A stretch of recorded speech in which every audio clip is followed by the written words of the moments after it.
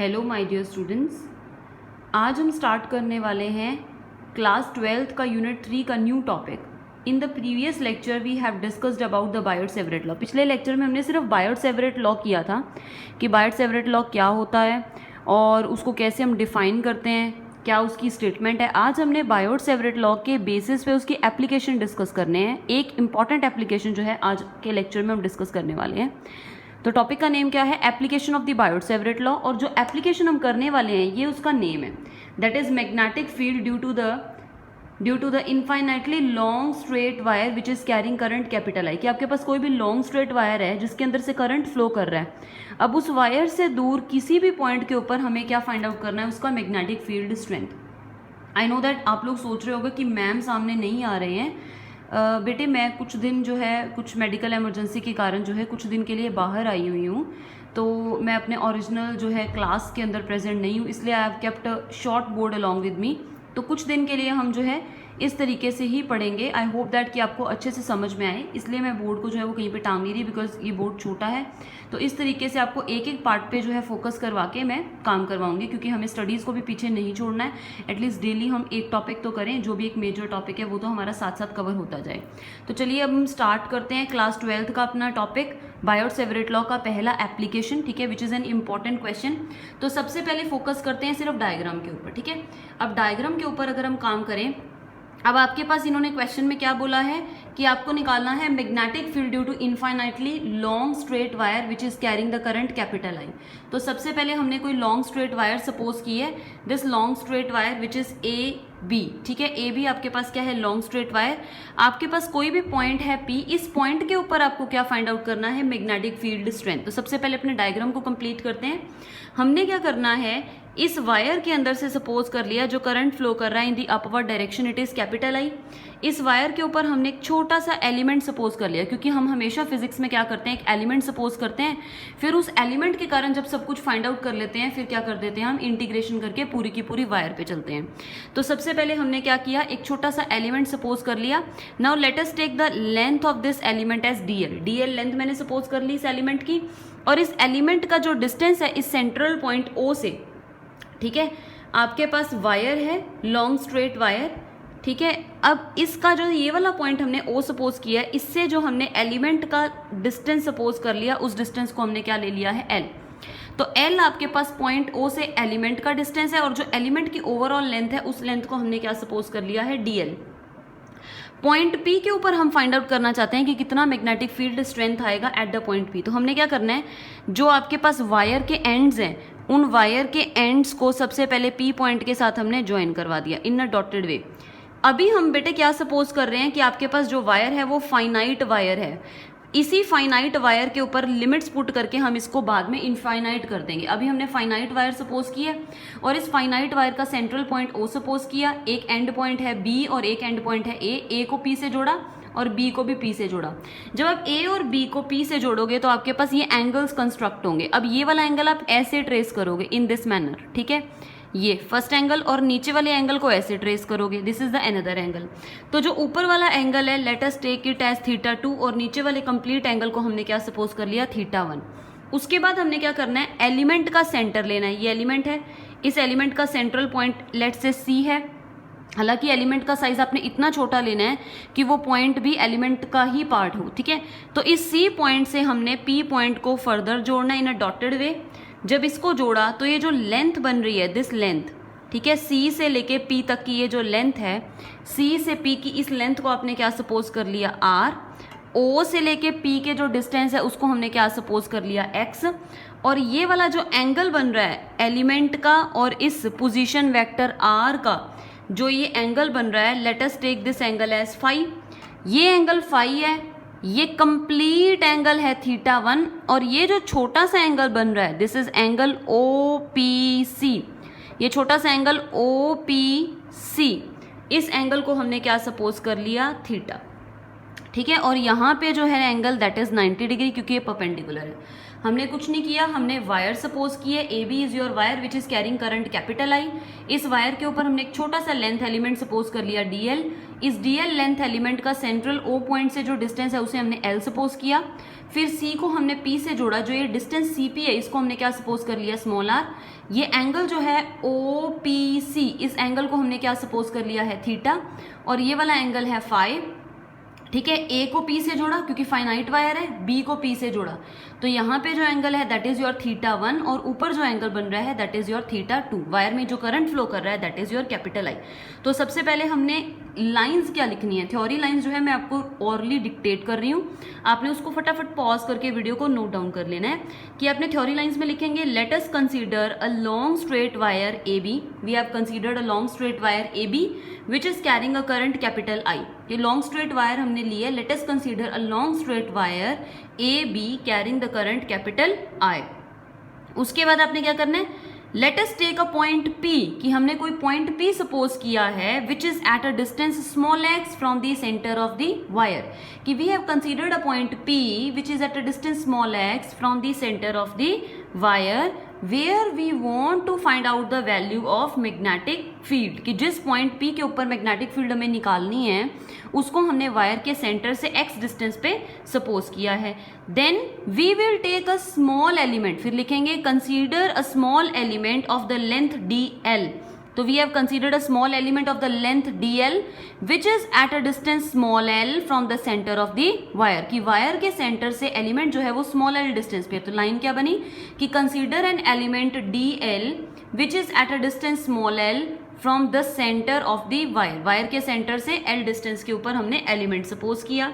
उसके बाद let small r be the distance, small r this, let small r is the distance of the point from the element. तो element से point का जो distance है we have considered it as small r। फिर आगे हम क्या लिखेंगे, आगे आप लिखेंगे अकॉर्डिंग टू,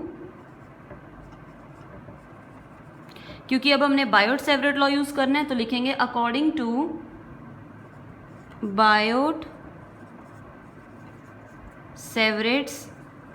लॉ। अब बायोट-सेवरेट लॉ आपको क्या देता है बेटा, magnetic field strength eight any point dB। तो बायोट-सेवरेट लॉ तो हमें ऑलरेडी dB की वैल्यू देता है, तो magnetic field strength dB at any point, उसका फॉर्मूला क्या होता है, mu naught upon 4 pi, I have written it at mu naught. ठीक है, mu naught divided by 4 pi. अगर आपको याद हो तो ये फॉर्मूला था IDL साइन थीटा, साथ में हम लिखते थे साइन थीटा और डिवाइडेड बाय आर स्क्वायर। ये बायोट-सेवरेट लॉ पिछले लेक्चर में मैंने आपको करवाया था, जहाँ पे ये थीटा एंगल क्या था, मैं थीटा एंगल के बारे में आपको समझाऊं। जहाँ पे हम बायोट-सेवरेट लॉ करते थे, जो ये थीटा एंगल था वो आपका ये वाला एंगल था। बायोट-सेवरेट लॉ की चाहे आप डायग्राम खोल लो, वो ये वाला एंगल था आपके पास थीटा। अब यहाँ पे जो एंगल है ये, यानी आर जो इस लेंथ के साथ या वायर के साथ जो ये पोजीशन वेक्टर आर एंगल बनाता है उसको हम थीटा कहते हैं। यहाँ पे उस एंगल को हमने थीटा नहीं सपोज किया, थीटा हमने किसी और एंगल को सपोज किया, तो यहाँ पे हमारे पास एंगल जो चल रहा है वो क्या है, फाई। तो आपके पास dB का फॉर्मूला क्या बनेगा, mu naught upon 4 pi into IDL sine phi divided by r square. अब प्रॉब्लम है हमें इस साइन फाई की वैल्यू को फाइंड आउट करना है, क्योंकि इसको खत्म करना है, फिर हमें dr को भी सब्सटीट्यूट करना है। तो ये दो फैक्टर्स जो है हमें फाइंड आउट करने पड़ेंगे, एक तो dl फैक्टर, dr नहीं सॉरी dl, एक तो dl फैक्टर फाइंड आउट करना पड़ेगा और दूसरा फैक्टर जो है हमें साइन फाई फाइंड आउट करना पड़ेगा, जो हमें डायग्राम से ही मिलने वाले हैं। अब देखिए, सबसे पहले ट्राइंगल चूज करें हम लोग, हम ट्राइंगल चूज करेंगे इन द ट्राइंगल POC, क्योंकि O के ऊपर राइट एंगल है आपके पास, तो ट्राइंगल हमने चूज की POC। तो आगे लिखेंगे फर्दर इन ट्राइंगल POC। अगर इस POC ट्राइंगल में चले तो क्लियरली हमें साइन फाई चाहिए ना, तो साइन फाई की वैल्यू सबसे पहले वैल्यूएट करें। I am writing it on the another side थोड़ा सा, साइन फाई। तो POC ट्राइंगल के अंदर अगर मैं साइन फाई देखूं तो साइन फाई आपके पास क्या होता है, sine phi is perpendicular divided by hypotenuse. ठीक है, तो परपेंडिकुलर की वैल्यू, अब फाई के सामने वाला जो होता है वो परपेंडिकुलर, तो परपेंडिकुलर आपका क्या बन गया, x। तो परपेंडिकुलर की जगह लिखेंगे x divided by hypotenuse, hypotenuse की जगह क्या लिखेंगे r, तो ये बन गया x divided by r that is equal to sine phi. अब ये ध्यान से आप देखो, इसी ट्राइंगल के अंदर आपके पास दो एंगल्स हैं। ठीक है, एक तो एंगल आपके पास चल रहा है फाई, जिसके सामने ये x आपका परपेंडिकुलर है और हाइपोटेन्यूज क्या है r, और जो दूसरा एंगल आपके पास चल रहा है वो दूसरा एंगल जो है दैट इज थीटा। अगर हम थीटा के हिसाब से चलें तो थीटा के लिए जो x है वो बेस है, यानी अगर मैं अगली लाइन में cos थीटा लिखना चाहूँ, अब ध्यान देना आप, अगर मैं अगली ही लाइन में इसी ट्रायंगल के लिए cos थीटा लिखना चाहूँ तो cos थीटा कैसे लिखेंगे, तो cos theta will be equal to, अब देखो थीटा के सामने ये परपेंडिकुलर होगा ना L, लेकिन x क्या है बेस, तो cos थीटा कैसे लिखा जाएगा, x डिवाइडेड बाय x क्या है यहाँ पे base divided by hypotenuse, hypotenuse की जगह आ रही है, यानी x upon r sine phi की भी वैल्यू है और x अपॉन आर जो है वो आपके पास cos थीटा की भी वैल्यू है। तो इन दोनों को अगर हम कंपेयर करें तो क्लियरली हमें ये पता लग गया कि जो साइन फाई है वो किसके बराबर है, cos थीटा के बराबर, और दोनों की वैल्यू क्या है, x अपॉन आर। तो आपके पास साइन फाई cos थीटा दोनों ही x अपॉन आर आ गए। ठीक है, जो हमने बायोट-सेवरेट लॉ का ये इक्वेशन लिखा था, we will mark it as equation number 1, और यहाँ पे जो इक्वेशन है we will mark it as uh equation number 2। तो ये दोनों इक्वेशंस हमने क्लियर कर लिए, इक्वेशन नंबर 1 और इक्वेशन नंबर 2, और we are also having a diagram. ठीक है, तो आई होप इतना पार्ट जो है आप एक बार वीडियो को पॉज करें और इतने पार्ट को आराम से फटाफट लिख लें। ठीक है, अब आगे चलते हैं। आगे अब हमने क्या करना है, अब हमने साइन फाई, जो इक्वेशन नंबर 1 में मुझे साइन फाई पुट करना था, ये साइन फाई तो मैं फाइंड आउट कर चुकी हूँ, और मेरे पास ये इक्वेशन नंबर 2 के अंदर साइन फाई की वैल्यू है, चाहे मैं उसको cos थीटा की टर्म्स में लिखूं, चाहे सिंपली मैं उसको x अपॉन आर राइट करूं। ठीक है, अब मुझे फाइंड आउट करना है ये वाला फैक्टर, दैट इज dl, कि dl नहीं है ना दूसरा factor, another factor is your dl, तो dl फैक्टर इस फर्स्ट इक्वेशन में अब मुझे फाइंड आउट करना है। तो dl अब फाइंड आउट हम कैसे करेंगे, अब देखो dl फाइंड आउट करने के लिए अगेन आपको इसी ट्रायंगल में मूव करना पड़ेगा, यानी ट्रायंगल OP और ये C, इसी ट्रायंगल OPC के अंदर हम फिर से चलेंगे, और इस ट्रायंगल के अंदर अब हम क्या चूज करेंगे, tan थीटा, tan थीटा को लिख के देखते हैं। ठीक है, तो in the triangle again OPC we will write now tan theta. अगर मैं tan थीटा राइट डाउन करूं तो tan थीटा आपके पास क्या होता है, tan theta is perpendicular divided by base. ठीक है, अब इस ट्रायंगल में ध्यान दो, आपके पास थीटा, थीटा ये पड़ा, इस थीटा के सामने परपेंडिकुलर तो ये है, तो परपेंडिकुलर की जगह क्या आएगा, L, और बेस, बेस क्या चीज है, बेस तो आपके पास ये है दैट इज x, तो बेस की जगह आपने क्या डाल दिया x, तो tan थीटा की वैल्यू L अपॉन x आ गई। तो यहां से अगर मैं L की वैल्यू निकालूं तो L की वैल्यू क्या बन गई, x multiplied with tan theta. लेकिन मुझे जो है, हाफ कर लेते हैं बोर्ड को, लेकिन मुझे जो है वो पुट करनी है वैल्यू किसकी, dl की, मुझे l नहीं अकेला चाहिए, मुझे तो dl चाहिए इन द इक्वेशन नंबर 1, क्योंकि साइन फाई मैं फाइंड आउट कर चुकी हूँ। नाउ अब मेरी टर्न है कि dl को फाइंड आउट किया जाए। तो dl को फाइंड आउट करने के लिए जब आपके पास l है तो dl आप कैसे निकाल सकते हैं, तो dl निकालने के लिए इसका आप क्या कर दो, डेरिवेटिव। तो डेरिवेटिव अगर करें l का तो dl, अब x आपके पास कांस्टेंट की तरह काउंट होगा, remember this thing, x is constant because, क्योंकि पॉइंट का जो डिस्टेंस है O पॉइंट से इस P पॉइंट का डिस्टेंस जहां पे हमने magnetic field strength find out करनी है, वो डिस्टेंस जो है वो x है, दैट इज कांस्टेंट। ठीक है, ये तो कांस्टेंट है, लेकिन थीटा वेरी करेगा, थीटा वेरी इसलिए करेगा क्योंकि जब आप एलिमेंट को इधर उधर करते जाएंगे, तो अगर आप एलिमेंट यहाँ सपोज कर रहे हैं तो आपके पास ये थीटा बन रहा है, अगर आप एलिमेंट को थोड़ा और नीचे सपोज कर लें तो आप देखो जब इसको ज्वाइन करोगे तो आपका थीटा एंगल बड़ा होगा। आप याद दिमाग में रख लें इस डायग्राम के अंदर बेटा, कि जैसे जैसे आप अपने एलिमेंट को मूव करते जाएंगे ना, जैसे मैंने एलिमेंट यहाँ पे बनाया dl, इसी एलिमेंट को मैं थोड़ा नीचे कर दूं और फिर उस एलिमेंट के सेंटर से पॉइंट P को मैं जोड़ूंगी, तो क्लियरली मेरी फिंगर देख लो, आपका एंगल ऑटोमेटिकली बड़ा हो रहा है। यानी जैसे जैसे आप एलिमेंट को दूर करते जाएंगे आपके पास ये जो एंगल थीटा है वो चेंज होता जाएगा, और इस थीटा की वैल्यू जो है वो थीटा 1 हो सकती है मैक्सिमम, नीचे की तरफ अगर एलिमेंट चल रहा है तो, और ऊपर की तरफ अगर एलिमेंट मूव कर रहा है तो मैक्सिमम वैल्यू जो है वो कितनी हो सकती है, थीटा 2। तो यहाँ पे जो वेरिएबल है वो आपका थीटा वेरिएबल है, x जो है वो कांस्टेंट है। तो जब dl का डेरिवेटिव करेंगे तो बनेगा x, टेंजेंट का डेरिवेटिव क्या होता है, सीकेंड स्क्वायर थीटा।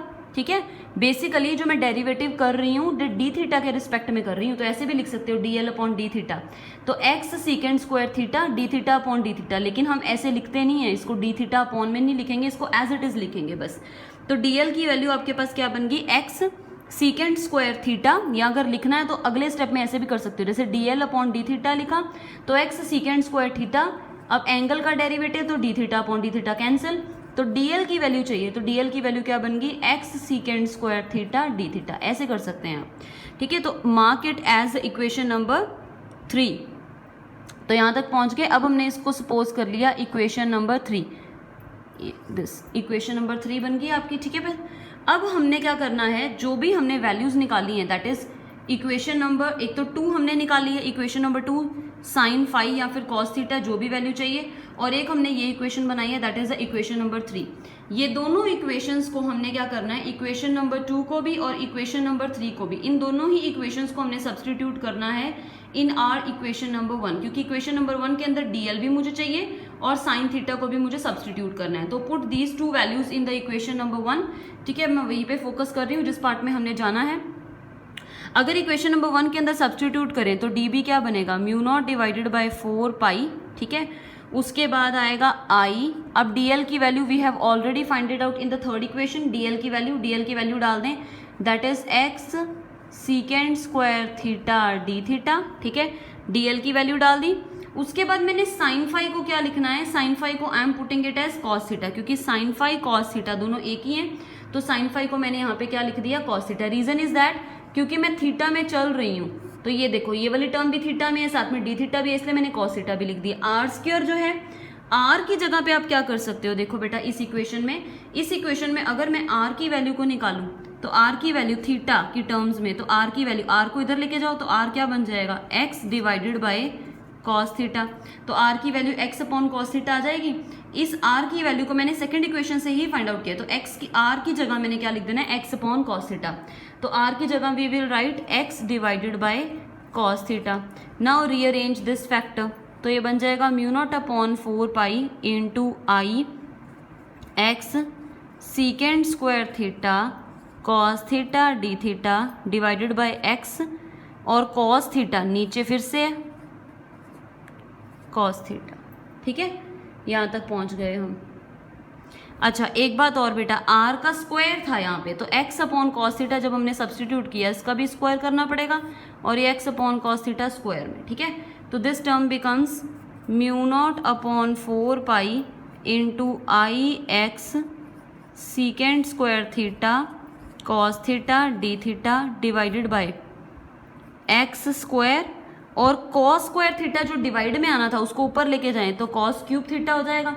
अब सीकेंड स्क्वायर, सीकेंड क्या होता है, 1 अपॉन कॉस, तो सीकेंड स्क्वायर थीटा से ये कॉस क्यूब थीटा में स्क्वायर कट गया, सिर्फ एक कॉस थीटा बच गया, और ये एक्स से एक्स स्क्वायर कट गया तो बीच नीचे एक्स बच गया, तो ये टर्म बन गई mu naught upon 4 pi into I, ठीक है, एक cos theta D theta divided by क्या आ गया एक्स। तो आपके पास ये इक्वेशन जो है क्रिएट हो चुकी है।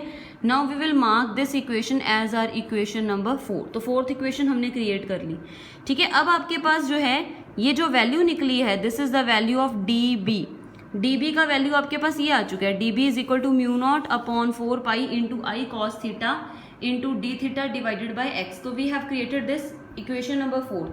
अब प्रॉब्लम ये है कि अब हमें डी थीटा चल रहा है ना, जब डी बी हम निकाल चुके हैं, यानी एलिमेंट के कारण हमने पॉइंट पी के ऊपर हमने इस element of the length DL के कारण magnetic field strength find out कर ली, लेकिन काम किसके लिए करना है, कंप्लीट वायर के लिए। तो जब डी बी आ गया तो डी बी से बी पे जाने के लिए हमने क्या कर देना है, उसका इंटीग्रेशन, और इंटीग्रेशन जब भी हम करेंगे तो लिमिट्स किसकी पुट करनी पड़ेगी, थीटा की लिमिट्स, क्योंकि आपके पास इक्वेशन में क्या चल रहा है, डी थीटा का मतलब लिमिट्स आपको पुट करनी पड़ेंगी थीटा की। तो अब नेक्स्ट स्टेप पे चलते हैं, ठीक है। अब नेक्स्ट पार्ट में हमने क्या करना है, डीबी की इक्वेशन में अब हमने थीटा लिमिट्स पुट करनी है, फिर आगे लिखेंगे now for the full wire, now for full wire limits of theta are. अब थीटा की लिमिट्स देखो, now for the full wire limits of theta are. अब थीटा की लिमिट्स जो है वो कैसे चलनी है आपके पास, -θ1 से लेके θ2 तक। अब ये मैं समझाती हूँ, -θ1 टू θ2 लिमिट्स इसलिए हैं क्योंकि अगर आप देखें जो θ1 की डायरेक्शन है वो डाउनवर्ड चल रही है, यानी इस तरफ, और θ2 की डायरेक्शन जो है वो किस तरफ चल रही है, अपवर्ड। तो जब भी इस साइड पे कोई एंगल हो उसमें जो एंटी क्लॉकवाइज एंगल ट्रेस होगा वो रिफ्लेक्स एंगल बन जाएगा ना, एंटी क्लॉकवाइज वाला एंगल। क्योंकि अगर मेरे पास कोई ऐसे एंगल दिया होता है, मान लो ये दो है, एक ये एंगल है, ठीक है, ये चीज, अगर मैं उस एंगल को ऐसे ट्रेस करूंगी क्लॉकवाइज तो उसको क्या लूंगी, पॉजिटिव। अगर मैं ऐसे ट्रेस करूंगी एंटी क्लॉकवाइज तो वो रिफ्लेक्स होगा, रिफ्लेक्स एंगल यानी कि नेगेटिव, जो इस साइड बनते हैं, ठीक है।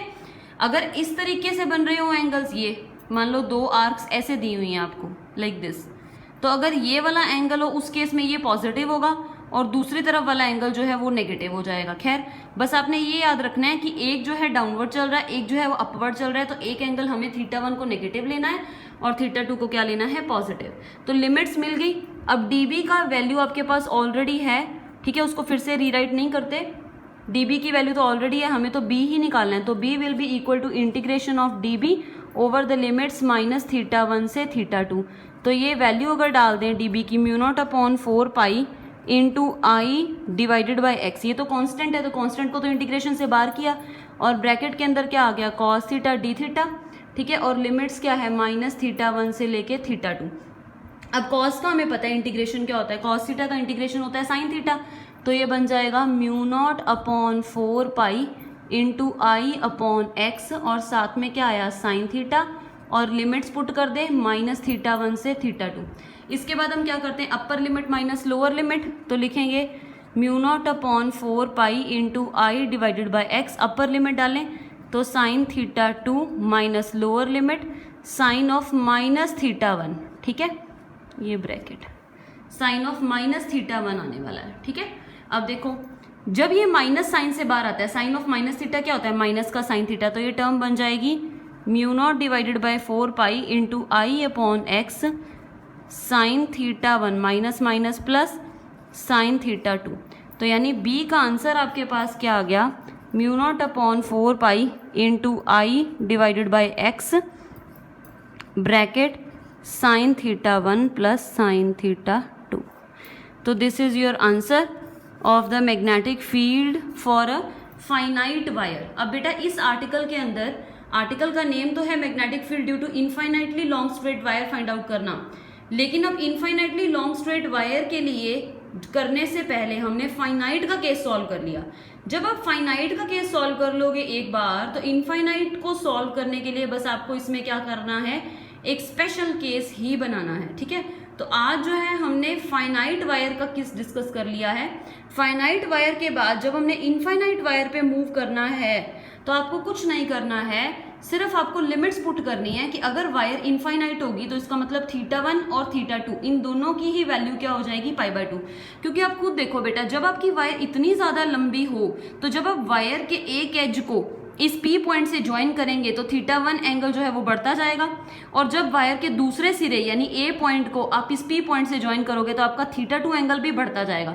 क्योंकि जितनी ज़्यादा वायर लंबी लोगे उतना ज़्यादा P के साथ ज्वाइन करते जाओगे तो आपका एंगल क्या होता जाएगा, बढ़ता जाएगा, इंक्रीज होता जाएगा, और उसकी मैक्सिमम वैल्यू क्या हो सकती है, 90 डिग्री। 90 डिग्री कैसे, देखो अगर मान लो आपके पास कोई ये वायर है और इस वायर के क्लोज है बिल्कुल पॉइंट, मतलब मैंने वायर ली और वायर के क्लोज पॉइंट P ऐसे ले लिया, इतना ज़्यादा क्लोज।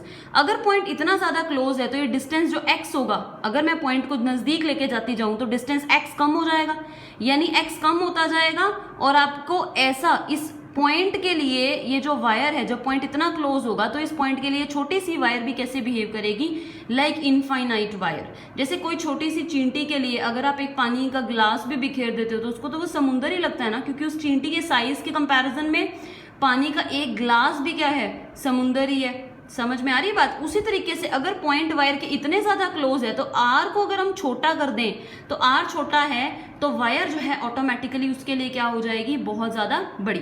तो हमने सिर्फ स्पेशल केस में क्या करना है कि अगर आपके पास वायर का इनफाइनाइट लेंथ है, तो अगर वायर का इनफाइनाइट लेंथ है तो लास्ट रिजल्ट में जो दोनों एंगल्स निकले हैं, θ1 एंगल और θ2 एंगल, इन दोनों की वैल्यू क्या हो जाएगी, 90 डिग्री। तो इसमें अब हमने क्या करना है, एक केस क्रिएट कर देना है। तो ये वाला पार्ट मैं रब कर रही हूँ।